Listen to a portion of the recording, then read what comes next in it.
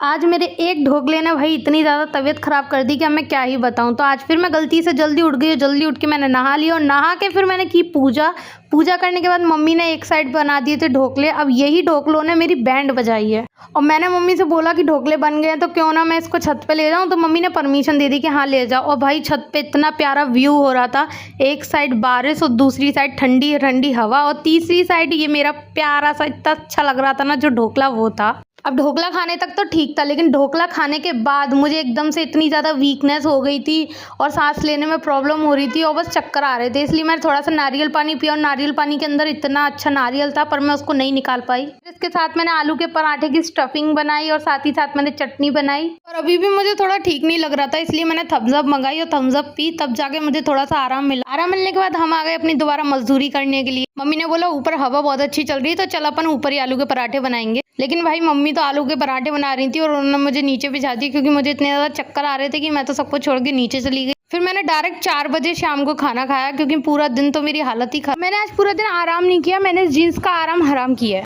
जिस राह पे तुम चल रहे हो बेटा, एक दिन पूरी तरह फंसोगे। गांधी बापू ने इतनी बड़ी बात कह दी है ना तो मेरा यहीं से ही रास्ता पूरा गलत हो चुका है। पता है क्यों? क्योंकि ये दोनों ही पल्ले ना अलग अलग हो रहे हैं। अलग अलग का मतलब है कलर वाइज अलग हो रहे हैं। मतलब इन दोनों को ना एक जैसा होना चाहिए था। जैसे ये लाइट कलर का आगे आ रहा है ना तो ये बाजू वाला भी आगे आना था, लेकिन ये बाजू वाला पीछे जा रहा है। और मैंने फिर इसको दोबारा से सिलाई खोली और सिलाई खोल के मैंने सिलाई करी तो पता चला मेरी बॉबिन खत्म हो गई। अब मुझे बॉबिन भरनी नहीं आती, मशीन में कैसे भरते हैं, इसलिए मैंने इसको हाथों से भराई। तो है ना एक ही सलाह दूंगी कि अगर कोई काम नहीं आता ना तो बिना फालतू में टाइम बर्बाद करने के लिए ऐसा कोई भी काम ना करें। और मैंने इसकी ना दोबारा से सिलाई निकाली थी, इसको दोबारा से सिला था, लेकिन ये फिर भी वैसा ही सिल रहा था। ओह शिट यार,